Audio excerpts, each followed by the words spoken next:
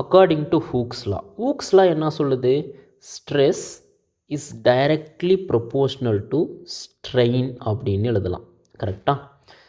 So இந்த proportionality சிம்பிளை நம்ம ரிமூவ் பண்ணிவிட்டு நம்ம என்ன பண்ணலாம், ஒரு கான்ஸ்டண்ட்டாக இன்ட்ரொடியூஸ் பண்ணலாம். அந்த கான்ஸ்டண்ட்டுக்கு பேர் தான் மாடுலை ஆஃப் எலாஸ்டிசிட்டின்னு கே. ரைட். இப்போது நம்ம இந்த மாடுலஸ் 3 டைப்ஸ் ஆஃப் மாடுலஸ் இருக்குது. Young's modulus, bulk modulus, shear modulus. இப்போ நம்ம வந்து யங்ஸ் மாடுலஸை பற்றி மட்டும்தான் அனலைஸ் பண்ணுறோம். ஏன்னா தாமஸ் யங்ஸ் அப்படிங்கிறவர் வந்து ஒரு மெட்டீரியலுக்கு வந்து ஸ்ட்ரெஸ்ஸை கொடுத்தோன்னா எப்படியெல்லாம் எலாங்கேட் ஆகுது, எப்படியெல்லாம் கம்ப்ரெஸ் ஆகுது அப்படின்ற அந்த ரிசர்ச் வந்து அவர் தான் பண்ணுது. அப்போ நம்ம லென்த்தை பற்றி அனலைஸ் பண்ணுறதுனால யங்ஸ் மாடுலஸ்ன்னு பேர் கொடுப்போம். So stress equal to white colour எடுத்துப்போமா? Okay. Stress equal to, instead of what is this moduli of elasticity, Young's modulus strain ன்னு எழுதலாம். இப்போது my question is, if Young's modulus has greater value, Young's மாடுலஸோட value அதிகமாக இருக்குது, அப்போது என்ன நடக்கும்? அதுதான் என்னுடைய கேள்வி. ஓகே, இப்போது அதுக்கு முன்னாடி நம்ம வந்து சின்ன எக்ஸ்பெரிமெண்ட்டை பண்ணுவோம். we have 2 rods இருக்குது, ரெண்டும் சேம் ராடு தான். இந்த மாதிரி தொங்க விட்டுருக்கேன். ரைட்டா? இது original length L, capital L, capital ரெண்டும் ஒரே மெட்டீரியல் தான். 2 விதமாக நான் எக்ஸ்பெரிமெண்ட் பண்ண போகிறேன். இப்போது ஃபஸ்ட்டு ராடில் வந்து நான் உள்ளோட கொடுக்குறேன், ஐ மீன் ஃபோர்ஸை நான் வந்து கீழ் நோக்கி ஃபோர்ஸை கொடுக்குறேன். இந்த மாதிரி ஃபோர்ஸை நான் கீழ் நோக்கி கொடுத்தேன்னா என்ன ஆகும்? அந்த மெட்டீரியல் எக்ஸ்பேண்ட் ஆகும் இந்த மாதிரி. அப்போது அதோட சேஞ்ச் இன் லென்த்தை என்ன எழுதலாம்? டெல்டா எல்லுன்னு எழுதலாமா? ஸோ நான் கீழ் நோக்கி ஃபோர்ஸை கொடுத்ததுனால என்ன ஆகுது? நமக்கு சேஞ்ச், ஐ மீன் கொஞ்சம் டிஃபார்மேஷன் நடந்துருச்சு. இப்போ the problem is external force கீழ் நோக்கி இருக்குது. கரெக்டாக? இப்போது இந்த மெட்டீரியலை அதோட ஒரிஜினல் பொசிஷனை ரீகெயின் பண்ணணுன்னா இன்னொரு ஃபோர்ஸை க்ரியேட் பண்ணணும் அதுக்குள்ளே. அதுக்கு பேர் தான் ரீஸ்டோரிங் ஃபோர்ஸ்ன்னு சொல்லுவோம். Yes or no? அப்போது ரீஸ்டோரிங் ஃபோர்ஸு எஃப்ஆர்ன்னு எழுதலாம் மேல் நோக்கி. இப்போ இங்கே வருவோம். யங்ஸ் மாடுலஸோட வேல்யூ அதிகமாக இருந்துச்சுன்னா ஸ்ட்ரெஸ்ஸும் அதிகமாக இருக்கும். ஸ்ட்ரெஸ் அதிகமாக இருந்தால் என்ன நடக்குங்க? ஸ்ட்ரெஸ்ஸுக்கு ஃபார்முலா என்ன? ஃபோர்ஸ் பர் யூனிட் ஏரியான்னு எழுதலாம். ஃபோர்ஸ் நார்மல் ஃபோர்ஸ் கிடையாது, என்னது? Restoring force per unit area is equal to remaining, அப்படி எழுதுவோமா? யங்ஸ் மாடுலஸ் இன்ட்டு ஸ்ட்ரெயின்னு எழுதலாம்.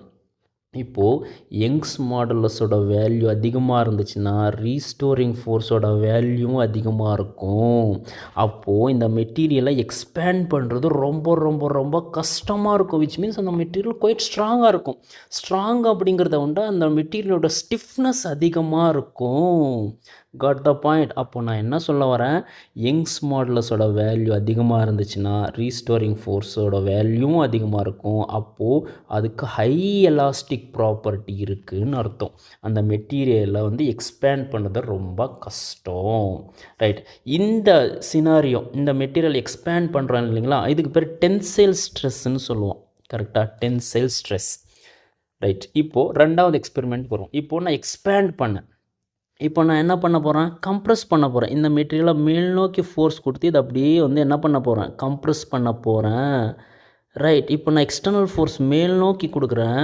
இப்போது நான் மேல் நோக்கி கொடுத்தோன்னே இது கம்ப்ரெஸ் ஆகுது. இப்போது அதோட ஒரிஜினல் பொசிஷனை ரீகெயின் பண்ணணுன்னா அதோட ரீஸ்டோரிங் ஃபோர்ஸ் வந்து நான் கொடுக்குற எக்ஸ்டர்னல் ஃபோர்ஸ்க்கு ஆப்போசிட்டாக வந்து க்ரியேட் ஆகும். அப்படி ஆப்போசிட்டாக க்ரியேட் ஆச்சுன்னா என்ன ஆகும்? அதோட ஒரிஜினல் பொசிஷனை ரீகெயின் பண்ணும். இப்போ இந்த இடத்துக்கு அதே மாதிரி வரும். யங்ஸ் மாடுலஸோட வேல்யூ அதிகமாக இருந்துச்சுன்னா ரீஸ்டோரிங் ஃபோர்ஸ் அதிகமாக இருக்கும். ரீஸ்டோரிங் ஃபோர்ஸ் அதிகமாக இருந்துச்சுன்னா கம்ப்ரெஸ் பண்ணுறதும் கஷ்டமாக இருக்கும். ஸோ நான் என்ன சொல்ல வரேன்னா, யங்ஸ் மாடுலஸோட வேல்யூ முன்ன சொன்ன மாதிரி தான் அதிகமாக இருந்துச்சுன்னா அதுக்கு ஹை எலாஸ்டிக் ப்ராப்பர்ட்டி இருக்குது. கம்ப்ரெஸ் பண்ணுறதோ எக்ஸ்பேண்ட் பண்ணுறதோ ரொம்ப கஷ்டமாக இருக்கும். இது வந்து டென்சைல் ஸ்ட்ரெஸ்ன்னு சொன்னேன். இதுக்கு பேர் வந்து கம்ப்ரெசிவ் ஸ்ட்ரெஸ்ன்னு சொல்லலாம். ரைட். இந்த டென்சைல் ஸ்ட்ரெஸ்ஸும் கம்ப்ரெசிவ் ஸ்ட்ரெஸ்ஸும் ரெண்டும் சேர்த்து நம்ம என்ன பண்ண சொல்லலாம்னா லாஞ்சிடியூட்னல் ஸ்ட்ரெஸ்ன்னு சொல்லலாம். கரெக்டாக? நவ் யங்ஸ் இப்போ இந்த ஃபார்முலாவுக்கு வருவோம். Restoring force per unit area is equal to Young's modulus. ஸ்ட்ரெயினுக்கு ஃபார்முலா என்ன? Change in length by original length. இப்போ நமக்கு தேவை யங்ஸ் மாடுலஸ் மட்டும்தான். Young's modulus is equal to, அப்படி இந்த ஈக்குவேஷனை ரீஅரேஞ்ச் பண்ணலாமா? இந்த எஃப் அங்கே கொண்டு போயிருங்க. Restoring force into length divided by area into என்னது இது, இந்த சேஞ்ச் இன் லென்த் கீழே வந்துடும், சேஞ்ச் இன் லென்த். இப்போது இந்த மெட்டீரியலோட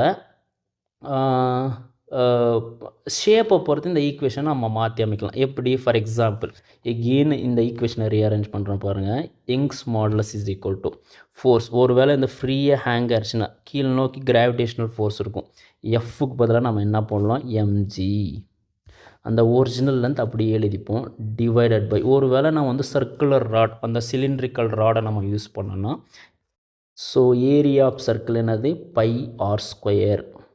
by r square change in length அப்படியே எழுதிடலாம். ரைட். இந்த மாதிரி கூட இந்த ஈக்குவேஷனை ரீஅரேஞ்ச் பண்ணலாம். ஓகே, இப்போ இதோட எஸ்ஐ யூனிட்டை எப்படி நம்ம வந்து அனலைஸ் பண்ணுறது? Young's modulus is equal to, come back to SI unit. Young's modulus is equal to SI unit of force என்னது? நியூட்டன். ப்ராப்பராக எழுதுவோமா? SI unit of force newton. SI unit of length வந்து metre. SI unit of area metre square. Change in length M, metre only. கரெக்டாக? இப்போது இந்த மீட்டரும் cancel ஆகிடும். Young's மாடுலஸோட எஸ்ஐ யூனிட் வந்து newton by metre square equivalent to pressure. If you like this video, please subscribe and support us. Thank you so much.